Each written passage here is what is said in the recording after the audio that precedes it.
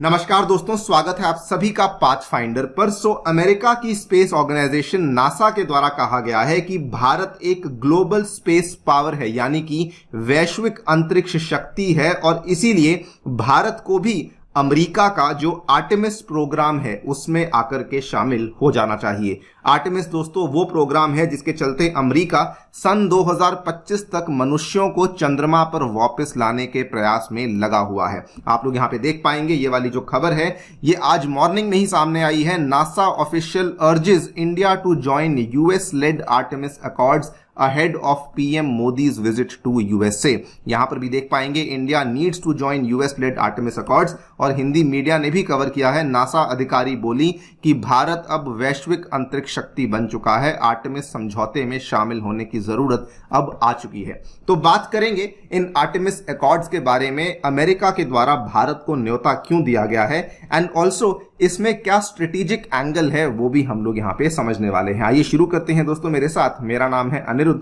यदि आप लोग मुझे फॉलो करना चाहते हैं, हमारे लेक्चर्स के अपडेट्स को पाना चाहते हैं, तो यहां पर दिए गए टेलीग्राम चैनल के माध्यम से ऐसा कर सकते हैं। इसके अलावा दोस्तों बताना चाहूंगा कि अग्निपथ का जो अगला बैच है वो अनाउंस हो चुका है। आप इसमें आकर के भी एनरोल कर सकते हैं। This is going to begin from 3 July 2023। इसमें एनरोल करने के लिए जो आपको कूपन कोड यूज करना है, ध्यान रखिए, दैट इज ANIUPSC, और इसके चलते आपको इसका जो फाइनल अमाउंट मिलेगा that is only and only 8,000 rupees. ये वाले बैच में मैं आपके लिए फिजिकल ज्योग्राफी लेने वाला हूं, और ये वैसे क्लासेस ऑलरेडी शुरू हो चुकी हैं। अगर आपने एनरोल नहीं किया है, आप अभी से जाकर के इसमें एनरोल कर सकते हैं। इसमें एनरोल करने का जो लिंक है वो साथियों डिस्क्रिप्शन में आपको दिया गया है। हिंदी बैच भी अवेलेबल है जो कि 15 जुलाई से स्टार्ट होगा।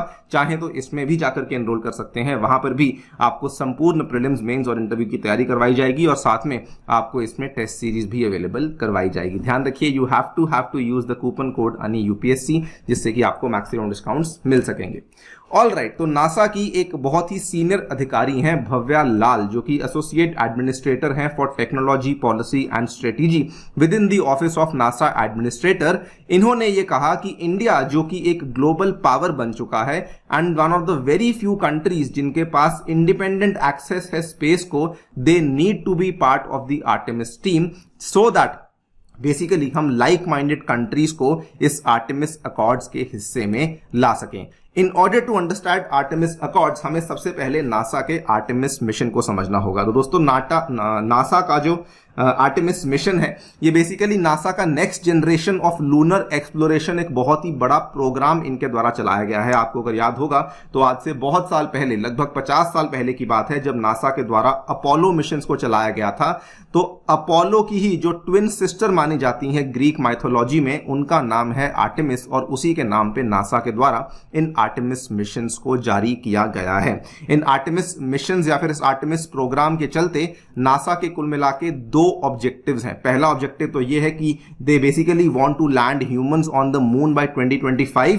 एंड साथ में इन एस्ट्रोनॉट्स में they also plan to land the first women and first person of colour on the moon. And केवल इतना ही नहीं, बल्कि नासा के आर्टेमिस मिशन के चलते ये फर्दर मून और उसके बियॉन्ड स्पेस एक्सप्लोरेशन को और बढ़ावा देना चाहते हैं, जो कि आर्टेमिस मिशन का दूसरा बड़ा ऑब्जेक्टिव बताया जाता है। यह मिशन इतना बड़ा है कि इसमें नासा के अलावा आपको और भी कई सारी दुनिया की जानी मानी space agencies, Canadian space agency, European space agency and Japan की भी स्पेस एजेंसी देखने को मिलती है, जो कि अलग अलग तरीके से कंट्रीब्यूट कर रही है इसमें। बल्कि नासा के 3 मिशंस हैं जो कि नासा करने वाला है। आर्टेमिस 1 जो कि ऑलरेडी हो चुका है, इसमें इन्होंने क्या किया था, बेसिकली अपना जो स्पेसक्राफ्ट है उसको धरती से लॉन्च करवाया था। धरती से लॉन्च करवाते हुए इसको इन्होंने मून के पास से फ्लाई बाय करवाया, और ये मून के पास से फ्लाई बाय करवाते हुए वापस धरती पे आएगा। ये मिशन सक्सेसफुली पूरा हो चुका है। ये एक अनक्रूड मिशन था जो कि नासा के द्वारा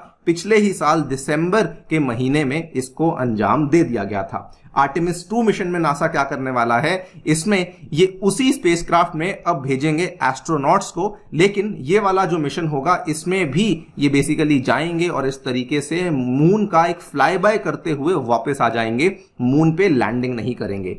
एंड ये वाले आर्टेमिस 2 मिशन में जो 4 एस्ट्रोनॉट्स जाने वाले हैं वो भी आप यहां पे देख सकते हैं। They will venture around the moon on Artemis 2, जो कि पहला क्रूड मिशन होगा नासा के इस आर्टेमिस प्रोग्राम का।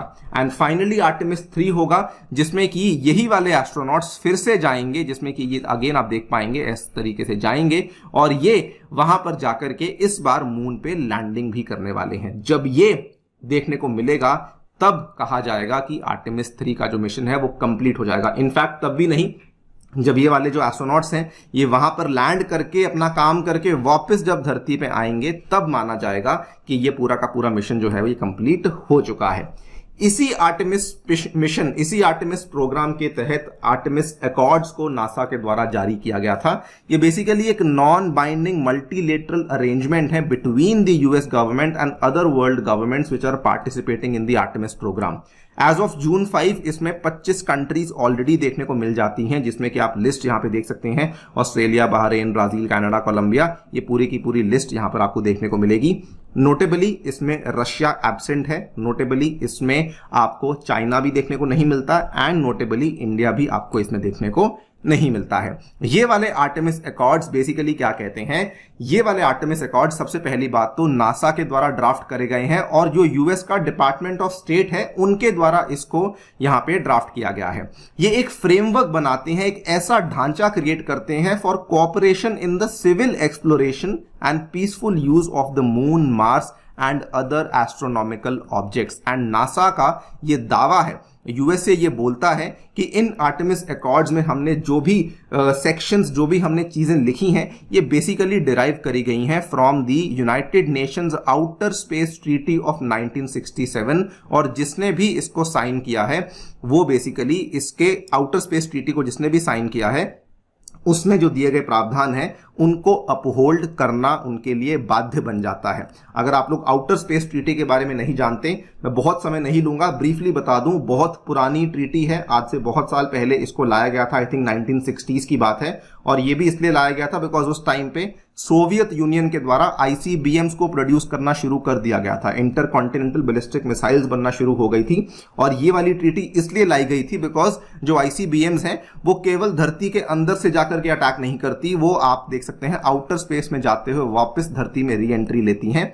इसीलिए इस आउटर स्पेस ट्रीटी को लाया गया था। इस ट्रीटी में वही सारी बातें कही गई हैं कि स्पेस का जो एक्सप्लोरेशन है वो पीसफुल होगा, स्पेस का इस्तेमाल न्यूक्लियर एक्टिविटीज के लिए नहीं किया जाएगा, स्पेस का इस्तेमाल दूसरी कंट्रीज पे अटैक करने के लिए नहीं किया जाएगा, वगैरह वगैरह। और यही वाली आउटर स्पेस ट्रीटी से डिराइव करते हुए इन्होंने इस आर्टेमिस अकॉर्ड्स को तैयार किया है। अब नासा ने क्या कहा है, नासा ने यह कहा है कि वो इंडिया को इन आर्टेमिस अकॉर्ड्स का हिस्सेदार बनाने में इंटरेस्टेड है, एक मेंबर बनाने में इंटरेस्टेड है। What NASA has said, they have said I think signing the Artemis Accords should be a priority for India. I mean NASA feels pretty strongly कि इंडिया एक ग्लोबल पावर है, it is one of the few countries with independent access to space. साथ में इन्होंने ये भी कहा it's about how we make sure space remains sustainable for future generations. So I think the benefit is that like minded countries that have similar values have a chance to explore together। बहुत बड़ा सवाल सामने ये आता है कि क्या India को साइन करना चाहिए। देखिए मैंने आपको बताया था कि नोटेबल है इसमें रशिया नहीं है, चाइना नहीं है। कोई रीजन है कि इंडिया ने इस चीज को अभी तक कंसिडर नहीं किया। आर्टेमिस अकॉर्ड्स 2020 में ही आ चुके थे, लेकिन इसके बहुत सारे स्ट्रेटेजिक इंप्लीकेशंस हो सकते हैं। इनफैक्ट अगर आप थोड़ा सा गहराई में जाएंगे तो आर्टेमिस अकॉर्ड्स में ये भी कहीं ना कहीं मेंशन है कि स्पेस में आने वाले जो रिसोर्सेज हैं उसको अमेरिका या फिर नासा अपने हिसाब से यूटिलाइज या एक्सप्लोर करेगा। तो India has to be very very watchful कि एग्जैक्टली क्या क्या चीजें लिखी हुई हैं। इनफैक्ट कुछ कुछ एक्सपर्ट्स का तो ये तक कहना है कि शायद अमेरिका जो है वो एक कदम आगे चलते हुए बेसिकली स्पेस में नाटो जैसे ऑर्गेनाइजेशन को क्रिएट करना चाहता है, जहां पर वो इंडिया को पहले ही अपने हक में या फिर अपनी तरफ लाना चाहता है। लेकिन इंडिया शुड ऑलवेज रिमेंबर कि जब भी हमारे स्पेस को लेकर जो बड़े बड़े हमने प्रोग्राम्स करे हैं, फिर भले वो हमारा क्रायोजेनिक इंजन हो, फिर भले वो हमारे गगनयान का फिलहाल जो चल रहा प्रोग्राम है, उसमें अगर किसी ने हमारी हेल्प करी है तो वो रशिया है या फिर वो फ्रांस है, लेकिन कभी भी अमेरिका के द्वारा हेल्प को नहीं किया गया है। तो this is something which is very very important. और ये जो स्ट्रेटेजिक एंगल वाली भनक है ये इसी नासा के इंटरव्यू में आगे देखने को मिल जाती है। नासा की उसी अधिकारी ने यह भी कहा, we actually recently set up a human space flight working group. इनका कहना है कि हम इंडिया को हेल्प करना चाहते हैं जो इंडिया का गगनयान मिशन है उसमें, और ऐसा इसलिए बिकॉज आपको मालूम होगा कि इंडिया के गगनयान मिशन में फिलहाल इंडिया के द्वारा अमेरिका की हेल्प नहीं ली गई है। हमारे जो एस्ट्रोनॉट्स जो इसमें जाने वाले हैं उसमें हमने या तो रशिया की हेल्प ली है या हमने किसी एरिया में फ्रांस की भी हेल्प ली है, बट हमने और किसी कंट्री की हेल्प नहीं ली है। बल्कि इसके बाद तो इन्होंने डायरेक्टली बोल दिया कि over the previous years there have been ups and downs in India-US space collaboration. Initially India focused more on collaborating with the Soviet Union, लेकिन now I am excited about India's human space flight program because अगर India lower Earth orbit में अपनी presence को बना लेता है, we can take cargoes to each other stations, और यहीं पर इनका कहना है कि हम इंडिया की आगे जाकर के हेल्प कर सकते हैं। And that is what she said, that's the next step. Even with Gaganyaan I think there are opportunities to dock with the space station वगैरह वगैरह, ये सब बातें इन्होंने कहा। NASA can also do a lot, for example train astronaut से। देखिए वही बात, क्योंकि इनको कहीं ना कहीं इस बात से परेशानी है कि शायद इंडिया के द्वारा अपने जो एस्ट्रोनॉट्स की ट्रेनिंग है उसके लिए नासा को नहीं चुना गया है। तो once again the question arrives कि क्या इंडिया को इन आर्टेमिस अकॉर्ड्स को साइन करना चाहिए, बिकॉज ये केवल एक आर्टेमिस प्रोग्राम के लिए नहीं है, ये ओवरऑल स्पेस एक्सप्लोरेशन के लिए है एंड ओवरऑल स्पेस में रिसोर्स यूटिलाइजेशन के लिए ये वाले अकॉर्ड्स हैं जिसकी बातचीत अमेरिका यहां पे कर रहा है। दोस्तों आपकी क्या राय है मैं जरूर जानना चाहूंगा कमेंट सेक्शन में। जाने से पहले एक बार फिर से बता दूं कि हमारा जो पाथफाइंडर का अग्निपथ बैच है इसका नेक्स्ट बैच 3 जुलाई से शुरू होने वाला है। ज्वाइन नहीं किया है प्लीज ज्वाइन कीजिए using the coupon code ANI UPSC। इसके अलावा CSAT बैच और हमारी टेस्ट सीरीज चल रही है, जाकर के आप लोग इसको चेकआउट कर सकते हैं। Thank you so much for listening, stay tuned and stay safe.